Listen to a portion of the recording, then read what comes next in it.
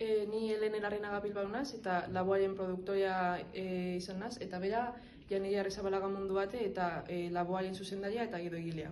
Bai, eta esango nahan, horretaz gain, batez be, nazela 21 urteko gazte bat, EHUn ikasten duena, eta hori oso importante dela azkenean. EHUn kokatzen den proiektua da, baina hortik arau da gaztei buruzko errelato bat, Euskal Herriko gaztei buruzko errelato bat, ze uste dugu testuinguruak garrantzia handia dekola. Eta horregatik, sortu dugu short form bat, gazteen partetik gazteentzako.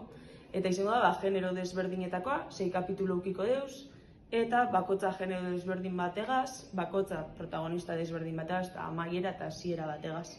Ze uste dugu, beti dekogula irudi bat gazteena, dela gaztei hau gustatzen jakie, baina gazteak oso anitza garela, eta aniztasun hori islatzen saiatu gara. Eta aurrekontuari dagokionez, guztira kalkulatu genuen 210.000 eurokoa izango zen gutxi gora bera, eta hori finantzatzeko lehenengo eta pentsatu genuen pasaren urtean ETBk seriak sortzeko, fikziozko seriak sortzeko deialdi bat atera zuen eta bertan aurkeztea gure proiektua. Gainera badakigu ez lortu aldogula 70.000 euro, eta gainerakoa komplementatzeko RTV-ekin hitz egin genuen.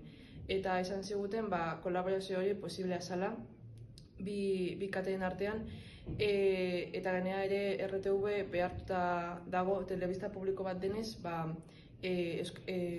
euskarazko edo beste hizkuntzako ofizialetan produktuak egitea. Beraz, haiekin hitz egin genuen, dei bat egin genuen, eta esan ziguten lehenengoa produktua erregistro batean sartu behar genuela, eta hortik aurrera negoziatzen hastea. Eskerrik asko.